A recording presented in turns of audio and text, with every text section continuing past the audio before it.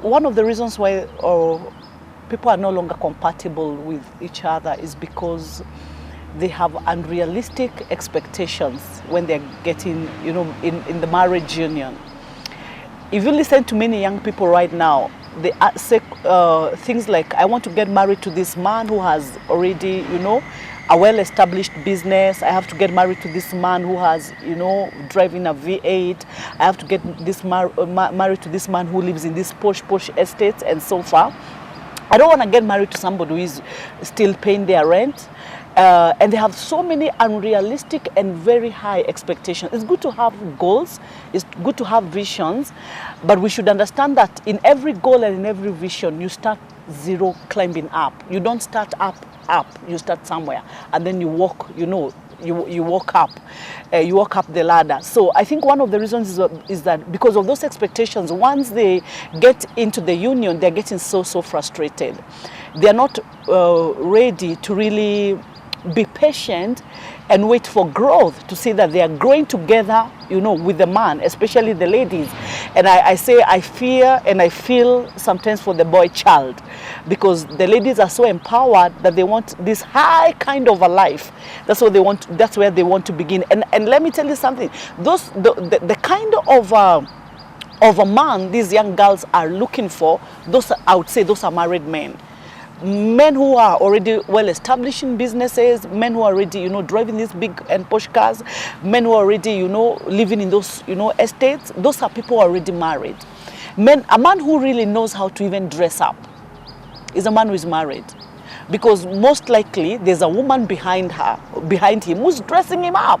So these girls want someone who is put together, all put together in everything, finances, you know, in the image, how they look, put together. But that person could be having a woman who has helped them grow to that past place. And that's why you've seen also the divorce rate is very high, and you know, mupango wa kando things is very high, because now the young girls are looking for those men who are already married and established. So the thing I would tell young people right now is that you have to get someone you can grow together with. It is such a beauty.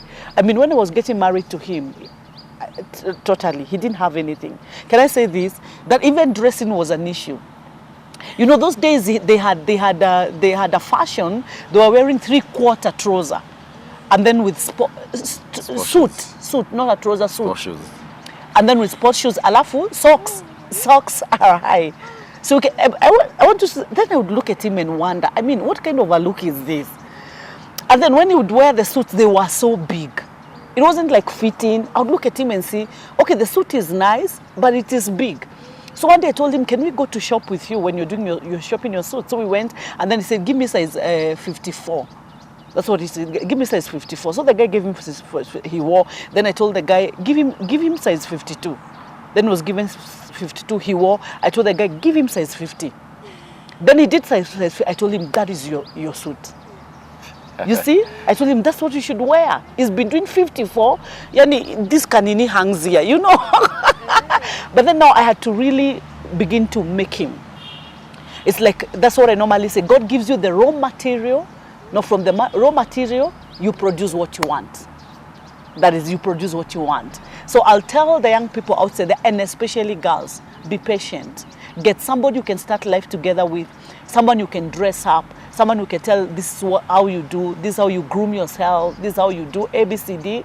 Don't expect that they know everything. Start with them there. Start from that one room, grow from there to 2 rooms of a house, to 3 rooms, to your own maisonette or your bungalow, whatever, but grow from there. That is the beauty of marriage. And don't have fear, thinking that maybe I will help him, you know, in his endeavors, help him in all his life and build him up, and then he leaves me. No, don't have those kind of fears, because if you have God in you, I mean, also in putting God in the marriage, God is going to help you. So those are 2 things. Don't have unrealistic expectations, and when you get to marriage, be patient with one another. Grow together. Yes. Yeah, I think the starting point as a man of God, I would say it is very important for young people to pray. To pray about their spouses. Because what I know is that we have a God that leads the steps of his people. That should be the starting point.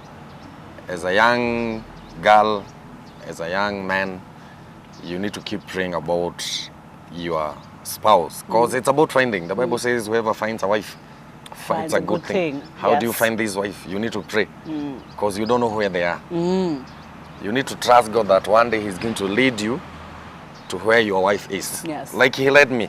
You know, we just met somewhere. I didn't even expect it.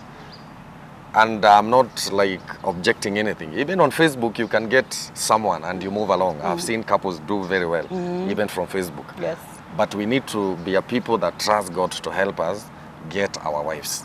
And once we do that, I want to tell you the truth, God will give us the grace even to sustain that marriage.